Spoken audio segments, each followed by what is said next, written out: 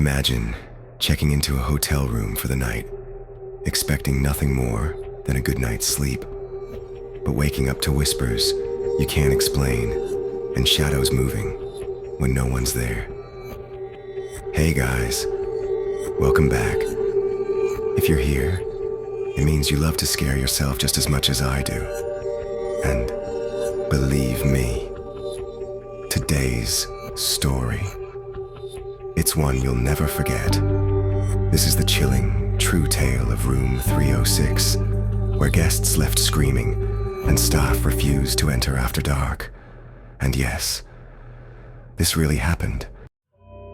Let me take you back to a small, old hotel, an insert location for impact, like an isolated part of Michigan or a forgotten corner of Louisiana.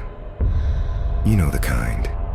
Chipped wallpaper, creaky floors, and a vibe that something's off the second you walk in. For years, this hotel had one room that no one ever wanted. Room 306. It wasn't advertised. It wasn't spoken about, but every local knew to avoid it. Those brave enough to spend the night, most of them didn't even make it till morning. The first story that put 306 on the map happened to a traveling salesman named Frank. He checked in late one stormy night. Classic, right? Room 306 was the only one available. He didn't care. All he needed was a bed. But just a few hours later, at exactly 3:07 a.m., Frank burst into the lobby, barefoot, wide-eyed and shaking. He swore up and down that someone was in his room. He'd heard a voice, a woman's voice, crying right next to his ear. But when he turned on the light, no one was there. The front desk clerk tried to calm him down. "It's probably the wind," they said. But Frank wasn't convinced. "It wasn't the wind," he whispered. "She was standing right beside me." Now here's the thing. Locals knew why Room 306 was haunted. There was a legend about a woman named Emily.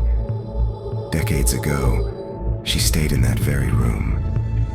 But after her fiancé called off their wedding, Emily was found dead, hanging from the ceiling fan. People say her grief was so intense, her spirit never left. And every night, at exactly 3:07 a.m., Emily's ghost returns, crying for the life she lost, and whispering in the ears of anyone unlucky enough to be there. Here's the scariest part, though. Frank wasn't the only one.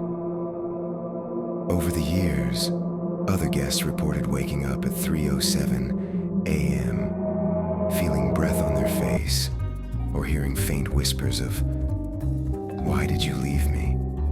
One woman even said she saw the outline of a figure standing in the corner of the room.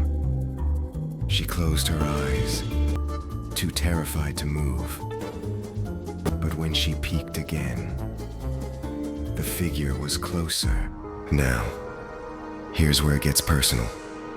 A friend of mine, you guys, I swear this is true, actually visited this hotel a few years back.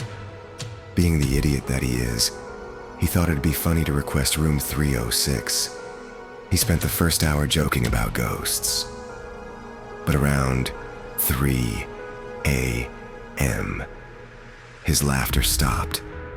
He said it felt like the air got heavy, and then, without warning, the TV turned on by itself.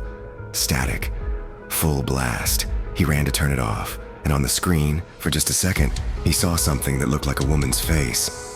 Let me tell you, he didn't sleep the rest of the night.